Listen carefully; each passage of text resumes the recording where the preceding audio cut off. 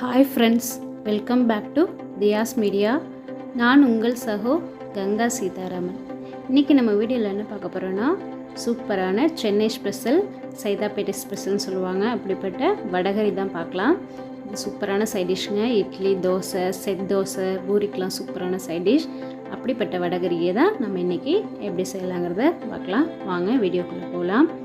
இது அருமையான சைடு, சென்னையில் மோஸ்ட்டு ஃபேவரட் சைட் டிஷ்னு கூட சொல்லலாம். எல்லா ஹோட்டல்லையும் சரி, கையேந்தி பவன்லேயும் சரி இது கண்டிப்பாக இருக்கும். வாங்க எப்படி செய்யலாங்கிறத பார்க்கலாம். ஃபர்ஸ்ட் அதுக்கு நான் 1 கப் அளவுக்கு கடலைப்பருப்பு எடுத்து ஊற வச்சுருக்கேன். இது 2 hours ஊறிருக்கு. இதை நம்ம களைஞ்சி எடுத்துகிட்டு மிக்ஸி ஜாரில் ஆட் பண்ணி அரைச்சிக்கலாம். நல்லா வாஷ் பண்ணி எடுத்துகிட்டு, இப்போ வாஷ் பண்ணி எடுத்தாச்சு. சுத்தமாக தண்ணி இல்லாமல் நான் மிக்ஸி ஜாரில் ஆட் பண்ணிட்டேன்.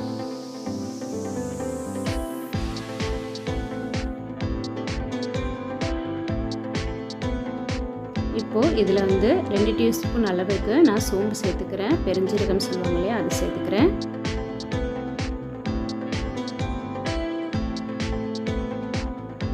ஒரு 5 காஞ்ச மிளகாய் சேர்த்துக்கிறேன். ஒரு 4 பல்லு பூண்டு சேர்த்துருக்கேன். ஒரு சின்ன இஞ்சி, ஒரு சின்ன அளவு இஞ்சி துண்டு சேர்த்துக்கிறேன். இப்போ இதுக்கு தேவையான அளவு உப்பு சேர்த்துக்கலாம். இப்போ இது உப்பு சேர்த்து நல்லா வந்து ஃபைன் பேஸ்ட்டில் நல்லா குறைன்னு அரைச்சிக்கலாம். நம்ம எப்போதுமே வடை சேர்த்து குறைன்னு அரைக்க முடியாது, அந்தளவுக்கு அரைச்சிக்கலாம். பாருங்கள், இதை அரைச்சி எடுத்தாச்சு. இந்த அளவுக்கு குறைன்னு இருந்தால் போதும். அதை இதை அரைச்சி எடுத்தாச்சு. இப்போ இதுமாரி ஒரு பேனில் எண்ணெய் ஹீட் பண்ணியிருக்கேன். எண்ணெய் சூடானோடனே நம்ம இதை வடையாக தட்டி இதை வந்து பொரிச்சு ஃப்ரை பண்ணி எடுத்துக்கலாம். இந்த அளவுக்கு தட்டினா போதும். நீங்கள் இல்லைனா உருட்டி கூட போட்டு ஃப்ரை பண்ணி எடுத்துக்கலாம். இது வந்து கரெக்டான ஷேப்பில் இருக்கணும், வடை ஷேப்பில் இருக்கணுங்கிறது அவசியம் கிடையாது. ஏன்னா நம்ம இந்த வடையை ஃப்ரை பண்ணி எடுத்து பிச்சு போட்டு தான் நம்ம வடகரி ரெடி பண்ண போகிறோம். ஸோ நமக்கு எப்படி வருமோ அப்படி நம்ம தட்டி ஃப்ரை பண்ணி எடுத்துக்கலாம். நல்லா டீப் ஃப்ரை பண்ணணுங்கிற அவசியம் கிடையாது. லைட்டாக கோல்டன் ப்ரௌன் வந்தோடனே நம்ம எடுத்துக்கலாம். இப்போது எல்லா மாவையுமே நம்ம வடையை தட்டி ஃப்ரை பண்ணி எடுத்துக்கலாம். நீங்கள் இந்த மாவில் இஞ்சி பூண்டு சேர்க்குறது உங்களுக்கு பிடிக்கல அப்படின்னா நீங்கள் ஸ்கிப் பண்ணிக்கலாம், ஆப்ஷனல் தான். ஏன்னா நம்ம அடுத்து இந்த குழம்பு மாதிரி ரெடி பண்ணுறதுலேயும் நம்ம இஞ்சி பூண்டு மிக்ஸு ஆட் பண்ணுவோம். ஸோ இதில் தேவைப்பட்டால் நீங்கள் சேர்த்துக்கலாம், தேவையில்லைன்னா நீங்கள் ஸ்கிப் பண்ணிக்கலாம். ஸோ நல்லா கொஞ்சம் ஓரளவுக்கு ப்ரௌன் வரட்டும். ஸோ நம்ம பெரட்டி போட்டு நல்லா ஃப்ரை பண்ணி எடுத்துக்கலாம். நல்லா டீப் ஃப்ரை பண்ணணும்னு அவசியம் கிடையாது. ஸோ இந்த அளவுக்கு ஃப்ரை ஆனால் போகிறோம். நம்ம இப்போ எடுத்து ஒரு ட்ரான்ஸ்ஃபர் பண்ணிக்கலாம். இப்போ இது வந்து நல்லா ஆறணும். இந்தளவுக்கு ஃப்ரை ஆனோடனே நம்ம எடுத்து வச்சு ஆற வச்சுக்கலாம். ஏன்னா நம்ம இதை நல்லா பிச்சு போடணும். ஸோ அந்தளவுக்கு நம்ம ஆற வச்சுக்கலாம். இப்போ அதே பேனில் கொஞ்சம் எண்ணெய் ஹீட் பண்ணிக்கலாம். எண்ணெய் ஹீட் ஆனோடனே நான் கொஞ்சம் மசாலா ஸ்பைசஸ்லாம் வச்சுருக்கேன். ஸோ அதை ஆட் பண்ணிக்கலாம்.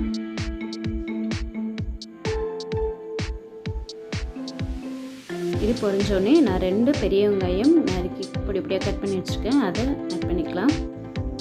இதை நல்லா ஃப்ரை பண்ணிக்கலாம். இப்போ இந்த வெங்காயம் வதங்கிறதுக்கு நம்ம எப்போதும் போல் கொஞ்சோண்டு உப்பு சேர்த்துக்கலாம். அப்போ தான் சீக்கிரம் ஃப்ரை ஆகும். ஸோ நல்லா ஃப்ரை பண்ணி எடுத்துக்கலாம். இப்போ கொஞ்சம் கருவேப்பிலை ஆட் பண்ணிக்கிறேன். கொஞ்சம் மஞ்சள் தூள், மல்லிப்பொடி 1 spoon, garam masala 1 spoon.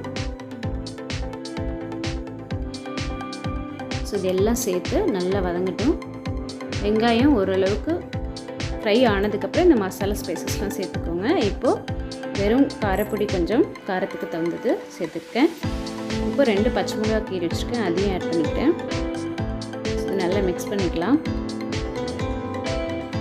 Mix பண்ணிவிட்டு இப்போ இது கொஞ்சோண்டு தண்ணி சேர்த்துக்கோங்க. ஏன்னா அந்த ஸ்பைசஸ் வந்து கருகாமல் இருக்கிறதுக்காக கொஞ்சமாக தண்ணி சேர்த்து நல்லா மிக்ஸ் பண்ணிக்கோங்க.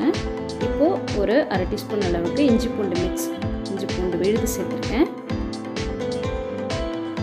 இதையும் நல்லா சேர்த்து அந்த ராஸ்மல் போகிற வரைக்கும் இதை வதக்கிக்கலாம். ராஸ்மல் போனோடனே நம்ம ஒரு பெரிய தக்காளி கட் பண்ணி வச்சுருக்கேன், அதை ஆட் பண்ணிக்கலாம். நான் பெரிய தக்காளிங்கிறதுனால 1 எடுத்துருக்கேன். நீங்கள் சின்ன தக்காளியாக இருந்தால் 2 தக்காளி நறுக்கி சேர்த்துக்கலாம். இதையும் நல்லா இந்த மசாலா ஸ்பைசஸோடு நல்லா கலந்து விட்டுக்கலாம். இது ஒன்றோடு ஒன்று நல்லா மேஷ் ஆகணும், அந்தளவுக்கு வேகணும். ஸோ இப்போ நான் கொஞ்சம் தண்ணி ஆட் பண்ணிட்டேன். நீங்கள் தண்ணி குறைய அந்த நல்ல தக்காளி வேகிற அளவுக்கு தண்ணி மிக்ஸ் பண்ணி நல்லா ஃப்ரை பண்ணிக்கலாம். இதை தக்காளியும் வெங்காயம் நல்லா மேஷ் ஆகணும் ஒன்றோட ஒன்று, அந்தளவுக்கு நல்லா இதை ஃப்ரை பண்ணிக்கலாம். நல்லா கொதி வரட்டும்.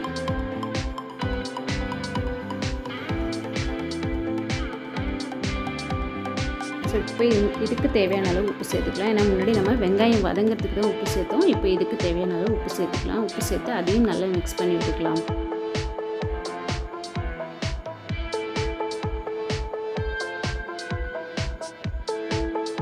ஸோ இது ஒரு பக்கம் நல்லா கொதி வரட்டும் என்னோட ஒன்று. இப்போது நான் ஒரு சின்ன கப் அளவுக்கு தேங்காய் எடுத்து வச்சுருக்கேன். இது நான் பல்லாக கீறி வச்சுட்டு நீங்கள் திருகியும் சேர்த்துக்கலாம். ஸோ இதை மிக்ஸி ஜாரில் ஆட் பண்ணி வெறும் தண்ணி மட்டும் விட்டு நல்லா ஃபைன் பேஸ்ட்டாக அரைச்சிக்கலாம். இப்போது நான் வந்து தேங்காய் நல்லா ஃபைன் பேஸ்ட்டாக அரைச்சிட்டேன். பாருங்கள் இந்தளவுக்கு ஃபைன் பேஸ்ட்டாக இருக்கணும். இது போக இந்த வடைகளை இந்த மாதிரி சின்ன சின்ன பீசஸாக நம்ம ஒடிச்சு வச்சுக்கலாம். கையாலேயே கட் பண்ணி ஒடிச்சு வச்சு நம்ம வடை செஞ்சதை. இப்போ இது நல்லா வந்து ஒன்றோட ஒன்று மேஷ் ஆகிடுச்சு. இப்போ இந்த ஸ்டேஜில் நாம் அரைச்சி வச்ச தேங்காவை ஆட் பண்ணிக்கலாம். வெறும் தேங்காய் தான், அதை அரைச்சி நல்லா ஆட் பண்ணிக்கலாம். இது நல்லா மிக்ஸ் பண்ணி ஒரு 5 மினிட்ஸ் கொதி வரட்டும் நல்லா. ஸோ இப்போ நான் 5 மினிட்ஸ் நல்லா கொதிச்சிருச்சு. இப்போ நம்ம பிச்சு வச்ச வடைகளை இதில் ஆட் பண்ணிக்கலாம். நீங்கள் இன்னும் சின்ன பீசஸாக கூட ஒடிச்சு சேர்த்துக்கலாம் வடையில். ஸோ இதை நல்லா மிக்ஸ் பண்ணி விடலாம் ஒன்றோட ஒன்று. ஸோ இதுவும் 5 மினிட்ஸ் கொதிச்சதுக்கப்புறம் இப்போது நாம் பொடியாக நறுக்கி வச்ச கொத்தமல்லி ஆட் பண்ணிக்கலாம். இந்த வடையை சேர்த்து ஒரு 5 to 10 மினிட்ஸ் போல் நல்லா கொதி விட்டு அதுக்கப்புறம் நீங்கள் கொத்தமல்லி சேர்த்துக்கோங்க. பாருங்கள் சூப்பரான வடைகறி ரெடி ஆகிடுச்சு.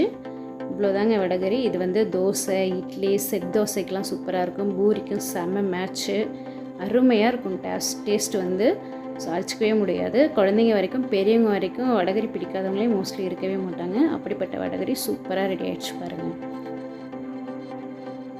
ஸோ இந்த வடைகறி வந்துட்டு இந்த அளவுக்கு தான் இருக்கணும். ஏன்னா ரொம்ப தண்ணியாகவும் இருக்கக்கூடாது, ரொம்ப வந்து கெட்டித்தன்மையாகவும் இருக்கக்கூடாது. இந்த அளவுக்கு கிரேவியாக இருக்கணும். அப்போ தான் தொட்டுக்கிறதுக்கு சூப்பராக இருக்கும்.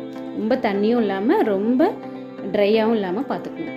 ஓகே ஃப்ரெண்ட்ஸ், இந்த வடைகறி உங்களுக்கு பிடிச்சிருந்தா நீங்களும் வீட்டில் ட்ரை பண்ணி பாருங்கள். இந்த வீடியோ பிடிச்சிருந்தா லைக் பண்ணுங்கள், ஷேர் பண்ணுங்கள், கமெண்ட் பண்ணுங்கள். மறக்காமல் எங்கள் சேனலை சப்ஸ்கிரைப் பண்ணிக்கோங்க. கூடவே பெல் ஐக்கானை கிளிக் பண்ணி ஆல் கொடுங்க. Bye friends, thank you. மெயினான விஷயம் ஃப்ரெண்ட்ஸ், இந்த வடைகறி நம்ம ரெடி பண்ணிவிட்டு ஒரு 15 மினிட்ஸ் அப்படியே ஊற வச்சுட்டு அதுக்கப்புறம் நம்ம சாப்பிட்டா இந்த டேஸ்ட் அவ்வளோ பர்ஃபெக்டாக கிடைக்கும். ட்ரை பண்ணி பாருங்கள்.